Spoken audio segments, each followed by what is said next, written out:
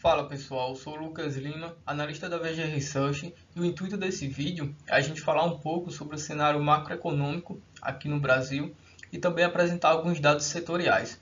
Esse é o segundo vídeo da nossa série de panorama macroeconômico e setorial aqui no canal da VG Research. Começando aqui primeiro pelo cenário macroeconômico, uma coisa que é importante da gente destacar é a mudança que houve nas expectativas em relação à taxa de juros nos últimos 30 dias. Quando a gente olha ali para o Boletim Focus, que é um relatório divulgado pelo Banco Central semanalmente, quando a gente olha para o Boletim Focus do dia 21/10 de 2022, a expectativa em relação à taxa de juros para o ano de 2023 era de 11,25%, para 2024 era de 8%, e para 2025 era de 7,75%. E quando a gente vê o Boletim Focus mais recente, do dia 25/11 de 2022, a gente percebe que houve um aumento na expectativa em relação à taxa de juros nesses 3 anos. Então, em 2023 a gente viu aí que foi de 11,25% para 11,50% agora. 2024 também subiu aí para 8,25% e 2025 para 8%. Então houve uma mudança aí em relação à expectativa de taxa de juros nos próximos anos. E isso pode ser explicado, né, por umas questões que eu vou me aprofundar um pouco mais na frente, mas por essa discussão em relação ao cenário fiscal do país. Aqui falando agora um pouco sobre a curva de juros, a curva de juros ela é formada pelas taxas de juros que são pagas em diferentes vencimentos ao longo do tempo. Então, olhando para ela, a gente consegue analisar o patamar de juros que os agentes do mercado financeiro esperam no futuro, dado as condições atuais de um país.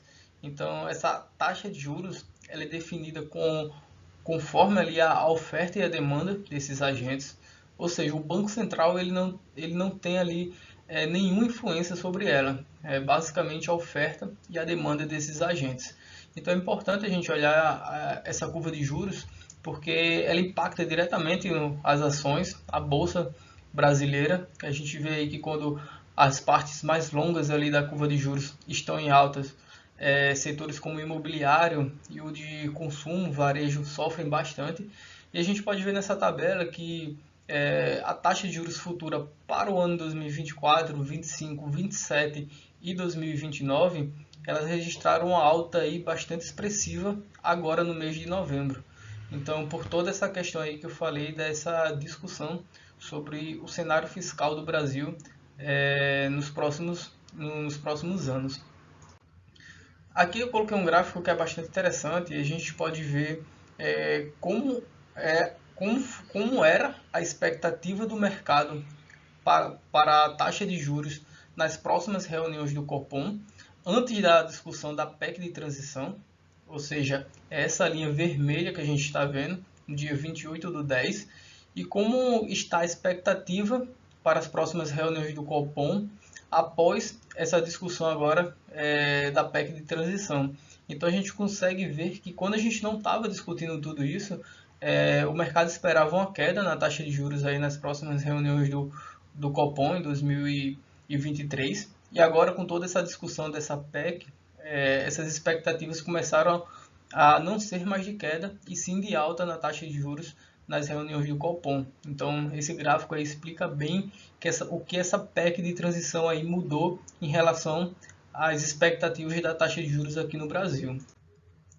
E com isso a gente começou a ver aí no mercado essa possibilidade da taxa de juros subir no próximo ano, e o mercado colocou ali na curva de juros essa possibilidade da Selic atingir até mesmo 15% ainda no primeiro semestre de 2023. E isso tudo aí refletindo os discursos do presidente eleito, o Luiz Inácio Lula da Silva, que está causando assim, uma grande turbulência no mercado financeiro, com essa ideia de gastar, de realizar gastos para resolver os problemas ali das classes mais baixas. Só que a gente sabe que isso tem um preço bastante alto. Isso porque no Brasil existe uma restrição fiscal que deve ser respeitada. Então, na medida que o presidente não reconhece essa restrição, o risco país sobe, a expectativa em relação à taxa de juros e à inflação também sobe, né? Então, quem perde com isso, né, quando a gente não respeita o cenário fiscal, essa restrição fiscal, quando a gente não respeita, quem perde com isso é justamente o mais pobre, que é o que o presidente eleito tanto defende. Quando a gente tem uma inflação mais alta por conta de um risco fiscal mais alto, quem vai ser mais prejudicado ali é a classe mais de renda mais baixa, que mais sofre ali com a inflação e perda do seu poder de compra. Então, ignorar esse quadro fiscal pode levar o país aí para um problema econômico muito grande. Então, a gente vê que essa discussão hoje em relação ao fiscal é o que deve direcionar o mercado financeiro aí principalmente agora no ano 2023. A gente precisa endereçar muito bem essa questão para que a bolsa aqui no Brasil resista um bom desempenho. Agora falando um pouco sobre as expectativas em relação à inflação, a gente viu aí que a taxa de juros, as expectativas subiram em relação aos próximos anos por conta dessa discussão que eu falei e a expectativa e a estimativa de inflação ela também veio subindo. Então, por conta de todas essas discussões de aumento de gastos que vem trazendo receios para o mercado financeiro, a expectativa, quando a gente olha para o Focus, a expectativa para o IPCA, ela voltou a subir depois de 4 meses. Então, depois de 4 meses, a expectativa em relação à inflação de 2023 voltou a subir por conta de toda essa turbulência que a gente está vivendo atualmente em relação à discussão fiscal. Então, mais uma variável aí que começou a ter expectativa de alta por conta dessa discussão. Quando a gente olha para a taxa de desemprego, o cenário é um pouco mais positivo. Ela registrou novamente uma queda, agora no mês de outubro, apesar de ter sido menor do que a esperada pelo mercado. O mercado esperava uma queda aí, para 8,5%, mas ainda vem registrando queda. Então, o desemprego aqui no Brasil, sem dúvidas, vem registrando uma melhora significativa nessa taxa. Outro ponto também interessante aqui é que houve aumento da renda real de cerca de 1% na comparação mensal e ano contra ano houve um aumento aí da renda real de quase 5%. Então é algo importante aí também por conta dessa redução da inflação que a gente viu recentemente, principalmente.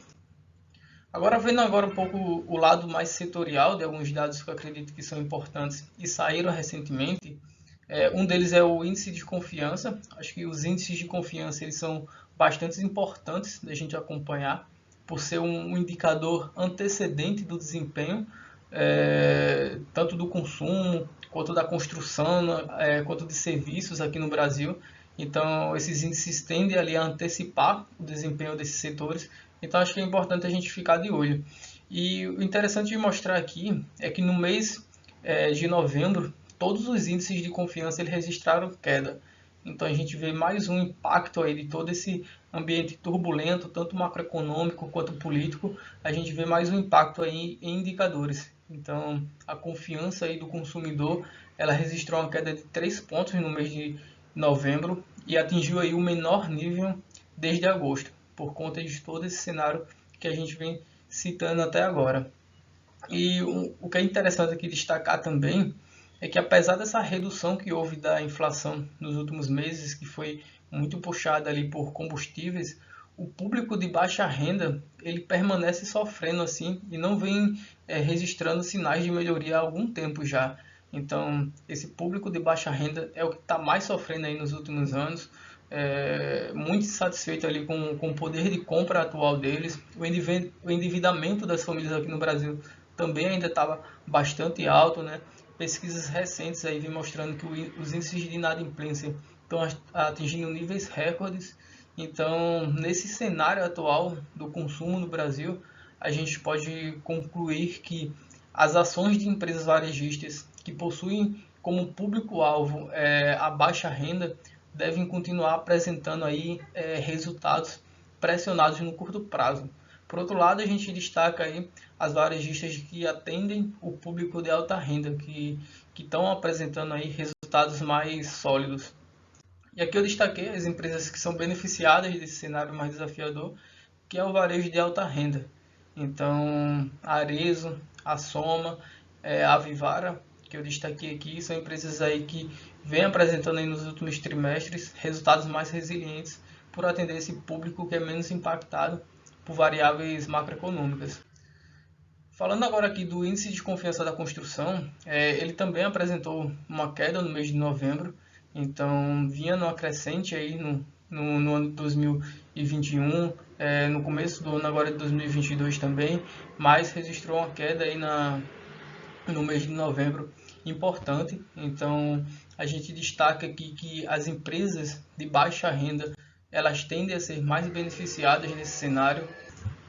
Então, a gente destaca aqui as empresas beneficiadas, que são as construtoras de baixa renda, estão melhores posicionadas nesse cenário de incerteza. Isso porque elas são diretamente beneficiadas por essas políticas sociais e incentivos ao programa Minha Casa Minha Vida, que é algo muito presente nos discursos do presidente eleito. Então, a MRV, a Direcional, a Tenda e outras empresas aí que estão posicionadas na baixa renda tendem a ser mais resilientes e mais beneficiadas nesse cenário atual. Aqui eu coloquei o desempenho, né, dos setores no mês de novembro. Então a gente teve aí o setor imobiliário, né, com um destaque negativo no mês de novembro, seguido de consumo financeiro, utilidade pública, energia elétrica. O Ibovespa ali está em azul e o industrial, que não dá para ver aqui mais no canto, com a menor queda no período. Então a gente vê aí que todo aquele cenário de alta na curva de juros, alta na expectativa de inflação e da taxa de juros vai impactar ali diretamente o setor imobiliário e o de consumo. Então as ações que mais caíram foram de empresas desses dois setores. E para finalizar aqui, eu convido todos vocês, né, a conhecer o nosso plano VGVIP, né, ver as nossas recomendações, tanto do setor de varejo, de construção civil e outros setores também. Temos diversas opções de empresas descontadas de qualidade e que valem bastante a pena da gente investir no momento atual, mesmo diante das incertezas que eu citei aqui ao longo dessa apresentação. Então é isso, pessoal. Até a próxima.